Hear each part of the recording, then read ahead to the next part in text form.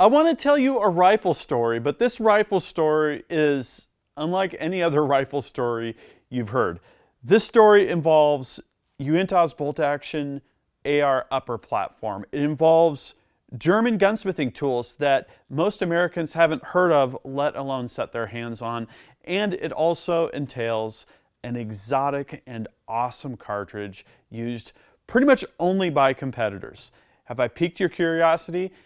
A, you're going to want to watch this video, and B, this is just the first chapter in an ongoing odyssey. Gavin here from UltimateReloader.com. I absolutely love this rifle build, the subject of this video, because it's brought together so many different pieces of my rifle building and my rifle shooting that have been on my to-do list for a long time. Number one, I've had the Uintah Precision UPR-10, that's the AR-10 platform, bolt action upper, very unique platform. You're going to want to check out my 6.5 Creedmoor overview video, got absolutely outstanding results. Had the rifle, I've been wanting to do a build, it's done. That's what this story is about. Two, I've been super curious about my former shooting mentor's favorite cartridge, the 6.5x47 Lapua. That's right. My mentor, Jim Finlay, who has passed since, used to absolutely love this cartridge. I used to shoot his rifle. It was totally awesome. It's similar to 6.5 Creedmoor. It's a competitor's only cartridge. This is really cool stuff. And this is the first chapter in that odyssey. I've got a bench rest build planned coming up. This is kind of the prelude to that, the trial run, if you will. And then also, I've got some tooling from Triebel Gun Tools. That's the German manufacturer of precision reloading dice, chambering reamers, gauges, and other tools. This is my first build with Triebel Reamers, and it's also my first build to do a separate throating operation so I can set that freebore to the exact value I want for the bullets I'm using. So that's what we're going to cover end to end in a nutshell, and I'm going to start about talking about Uintah Precision's bolt action rifle platform. There are two platforms offered from Uintah Precision that enable you to shoot a bolt action AR. The Upper 15 is a bolt action upper that converts your AR-15 to a bolt action rifle. There's full rifles available on that platform, and then there's also the Upper 10. The Upper 10 is the AR-10 counterpart. Full rifles available as of recently for the Upper 10 as well. So the key differences are you've got a 60-degree bolt in place of your semi-automatic bolt. You don't need your buffer spring and your buffer, and then there's also no gas block, no gas system. But you're going to be able to use grips, you're going to be able to use magazines, buttstocks, and you're going to have a familiar style free float handguard. More information in my Upper 10 video and the demonstration of some great results. With that, let's talk about the cartridge that's the subject of this build. 6.5x47 Lapua is a legendary cartridge in competition circles and has a lot of different uses as well. Everything from a PRS match to hunting deer. What I think makes it great is it's a lot like the 6.5 Creedmoor formula. It's less than 2.8 inches cartridge overall length, so it's going to fit in a 308 magazine. It's got the 308 case rim, so it's got a lot of great interoperability options for different rifles, your reloading setup and equipment with shell plates and shell holders, that kind of thing. But it's got a long case neck that gives it a really good versatility with bullet seating depth. And like 6-dasher, it is inherently easy to tune. It is inherently accurate. Why? That is a really good question that I'm going to pursue and that I'm going to document in follow-up stories. I've got that whole bench rest build planned, and we're going to go really, really deep into that. This is my first direct first-hand exposure to the cartridge, and I'm very excited about it because I love the idea of the inherent accuracy. I love the idea that it is what you make it. It's this handloaders only cartridge. And as an additional benefit, with a little bit less barrel burner type attributes, it's going to give you better barrel life compared to 6.5 Creedmoor as well. So more on this cartridge as the story unfolds.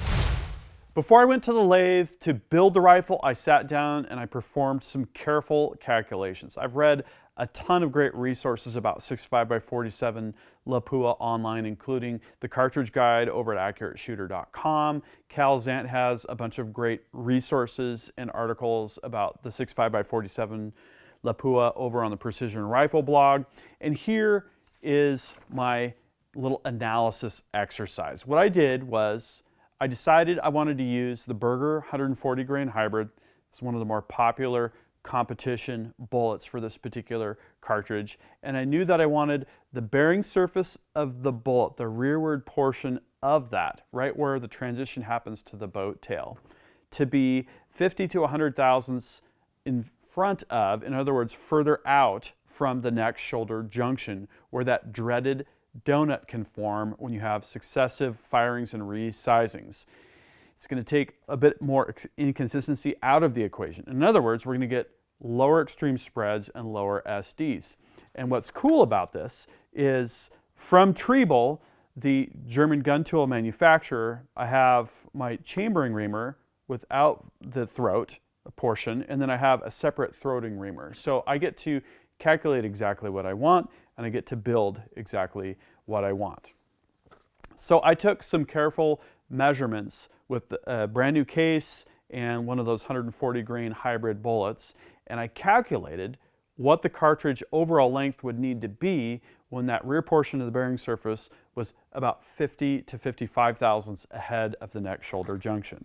And that magic number was 2.782 inches. Again, less than 2.8 inches. It's going to fit fine in an AR magazine. So that kind of gave me the rough parameters that I needed for the chambering job. Following the analysis, it was time to actually start the gunsmithing process. Before we get knee-deep in the build process, let me give you a high-level overview of the tools, resources, and data that I used as a part of this build. So like the other recent builds that you've seen here on the channel, I'm using the Precision Matthews PM1440 GT all Taiwanese precision lathe. This is a great piece of equipment for these kinds of precision builds. I'm using chambering rifles for accuracy. This was a collaboration between Gordy Gritters and Fred Zeglin. A lot of great information. It's broken down by hunting rifles and then precision rifles, and there's a chambering checklist that I like to use from Gordy Gritters in that particular book. Highly recommend it. I've also got the tenon print from Uintah Precision that gives you the basic blueprint for the different dimensions, and then also the cartridge spec sheet that I just talked about that I worked up based on the bullet that I'm going to use and the parameters that I decided on. I've also got gun tooling from Triebel here. I've got the go and no-go gauges. Those are part of the chambering process and then validation afterwards. I've got a chambering reamer without the throat section because I've got the separate throating reamer.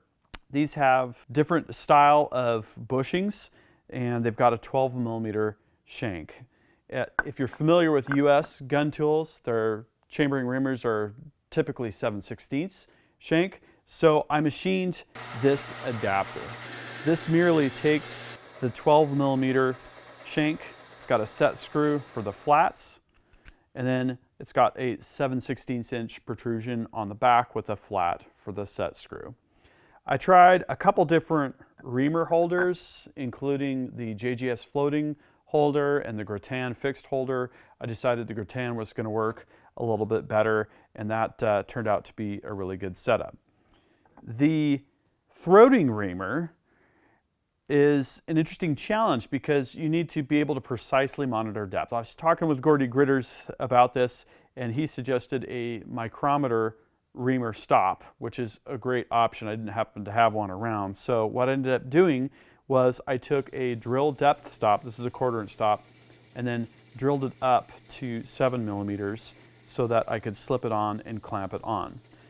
I was able, during the chambering process then, to take a measurement between the inside of this donut, if you will, and the end of the tenon to precisely monitor the progress of that depth. So that all worked out really good. I also keep my dummy cartridge. This was from my spec sheet workup, and a piece of virgin brass from Lapua on hand during the process. With that, let's get into the process. If with woodworking you measure twice and cut once, with precision rifle building you can measure and analyze 10 times and then finally cut. So that's exactly what I did. I removed the threaded barrel extension. I measured the factory takeoff barrel. This is the 6.5 Creed barrel that you saw in the other story as I got it from Uintah Precision. Compared that to the 10 in print, and then was able to mount the barrel blank. And here I'm using a preferred, this is a 5R 1 8 twist stainless barrel blank, and mounted it in the lathe and got it pre-dialed with the Triebel alignment system. Goal here is about 1,000th run out at the breech end and 1,000th run out at the muzzle end. I then pre-drilled the chamber area, and here you want to stop at least 100 thousandths short of where the shoulder is going to be, and you want to be at least 30 thousandths less in diameter with your pre-drill bit compared to the neck shoulder junction large portion there. And this is an important part of the process that for two reasons. First, it's going to allow you to get your indicator right in and read on the grooves further in that key throat area where the alignment is most precise. And then it's also going to save you time when you're actually doing the chambering. Once I was satisfied with my precision barrel dial-in, this was using the Triebel alignment system and a 1/10,000th of an inch dial test indicator, it was time to move on to the tenon work. This is turning down the tenon and creating a groove in preparation for threading. The diameter was just under an inch because we've got an inch by 16 threads per inch threads that we're going to turn, and the relief on the end gives you that place to stop with your single point tool and retract it, take another pass, that kind of thing. So the way I like to cut threads is to take a set of digital calipers, measure the takeoff barrel, get a rough sense of what the thread depth needs to be. Using digital calipers is a quick and dirty method, and then when I get relatively close, I start to thread on either the rifle action or in this case, the threaded extension.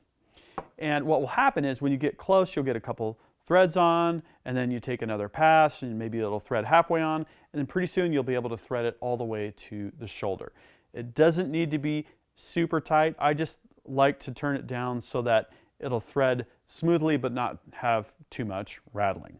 At this point, the threads are complete. We can then cut the tenon to length, and then it's on to chambering. This is the exciting part of the process. I got my chambering reamer. I installed it in my Reamer adapter. I installed the Reamer adapter in my Gratin fixed Reamer holder, and I was ready to rock and roll. And this is the part of the process where you really have to pay attention to what's happening. Is there chatter? You know, how deep are you going to go per plunge? I'm not using a pressure flush situation here, set up here, so I'm retracting the chambering reamer from the chamber each time. I'm wiping off the chips, I'm blowing out chamber, I'm inspecting, looking for reamer chatter or any alignment problems that might be unfolding during that process. So I took plunges of 100 thousandths of an inch, kept monitoring things, and in terms of monitoring depth, what's cool about what Uintah Precision provides is they give you the spec for what your go gauge protrusion should be from the barrel. And I checked that with the takeoff barrel and used that to get close to where I needed to be. Once I took my digital calipers and measured the depth and it was within, say, 20 thousandths of an inch, I started to screw on the barrel extension with the bolt in and with the go gauge in place. What will happen is the go gauge bottoms out in the chamber that you're cutting, and you're left with a gap between your receiver or your barrel extension in this particular case and the shoulder of the barrel. That's going to tell you how far you need to go. Now the critical thing is, when do you stop? That last 2, 3, 5 thousandths of an inch. And what you have to account for is when you tighten your receiver onto your barrel or your barrel extension, in this particular case, everything's going to crush down. Could be 1 thousandth of an inch, could be 2 thousandths of an inch. I factored on 2 thousandths of an inch and used a trick that Gordy Gritters showed me a while back, and that's to put a piece of Scotch tape on the back of the go gauge. That's going to lengthen it by 2/1000ths of an inch. You'll cut the chamber 2/1000ths too long, and then when you tighten your receiver or barrel extension on, it'll crush it back down, and it'll be perfect. At least you hope it is, and you're going to know when you tighten on your receiver or barrel extension. So I took my time, I was looking for reamer chatter, and I was monitoring my depth accordingly, and I was confident that I had things spot on. But remember, this is the chamber without the throat. So then I moved on to the throating operation. And here I took a dummy cartridge that I had seated a bullet in to the exact depth per that workup sheet, right? This is 2.782 inches cartridge overall length here. That means our bullet rear bearing surface is just ahead of the junction so that we don't have the donut issue.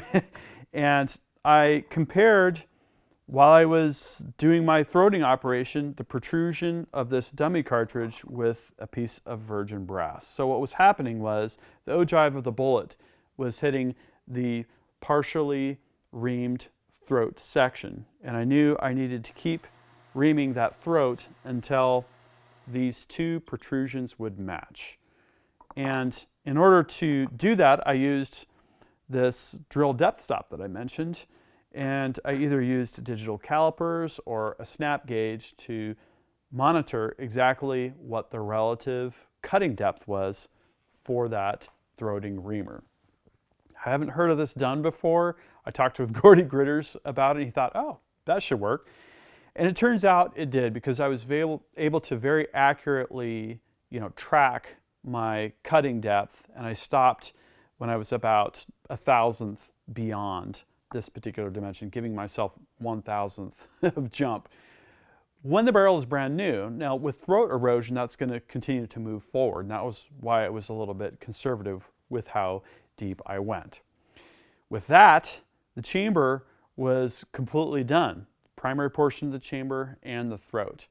The final step was to cut the cone on the breech end for feeding, and per the print, the specification on that is to go at 30 degrees to cut it, and then to stop when the larger diameter is 0.7 inches. So I followed those directions, and that pretty much wrapped up the barrel work.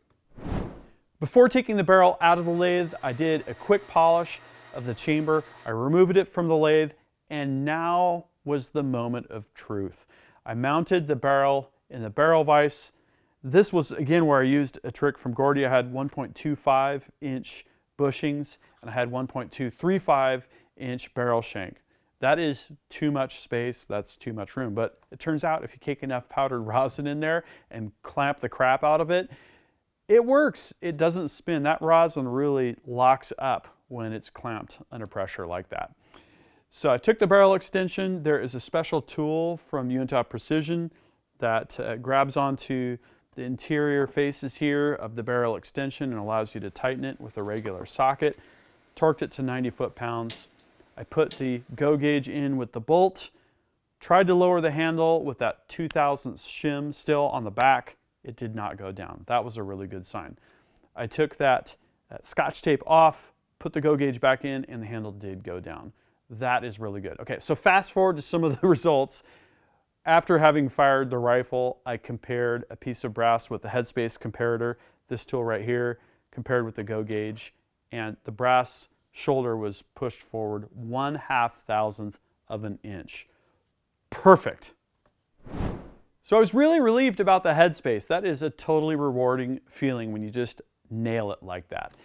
Then I had to decide on the barrel length. I decided to go with 24 inches because I wanted to run it suppressed. So I put the barrel in the bandsaw, I cut it down to the appropriate length for a 24-inch finished overall length, put it back in the lathe, got it aligned, and put on some 5/8 by 24 muzzle threads. Then I took it over to the gunsmithing bench and proceeded to put it together. But I noticed something. That's that Uintah Precision has a 1.2-inch barrel shank spec. Mine was 1.235. So I mounted the barrel nut, which would not clear the shank, back in the lathe, turned the ID a little bit, bored it out just a little bit with a boring bar, slid it on, and everything went together great. What's really awesome about the Uintah Precision uppers is how tight everything fits. The barrel extension fits very tightly in the upper receiver.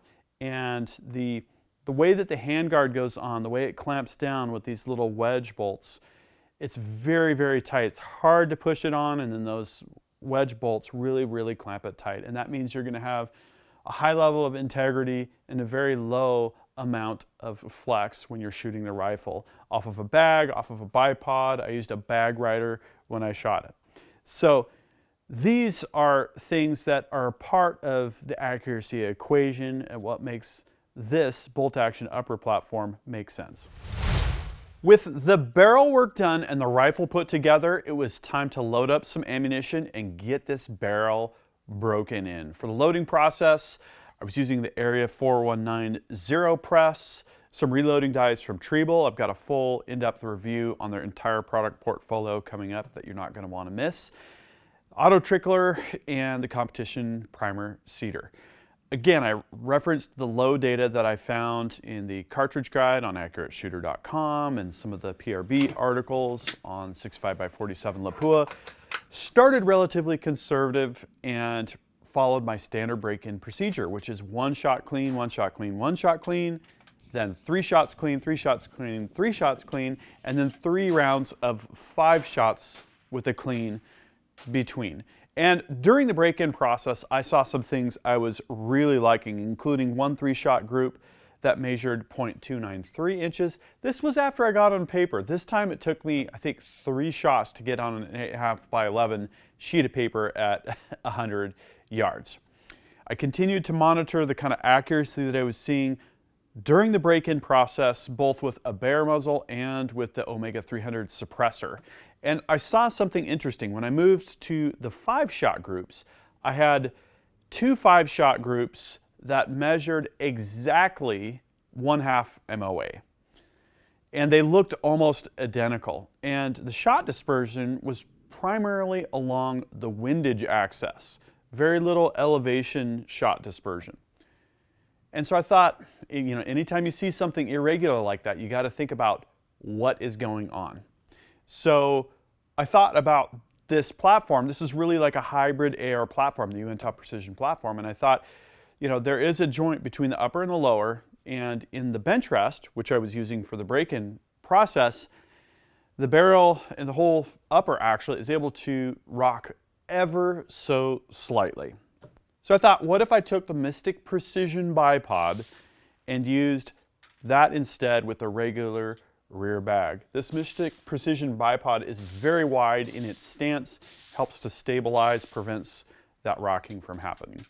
So sure enough, after putting on the Mystic Precision bipod, the next 5 shots that went through the rifle with a cold bore measured 0.368 inches, which for this hybrid AR platform, and considering the fact that I haven't done any load development yet, is super, super encouraging. I haven't looked at the velocities yet. My next exercise is going to be to put the chronograph on and do a full load workup. But I am super happy with this rifle.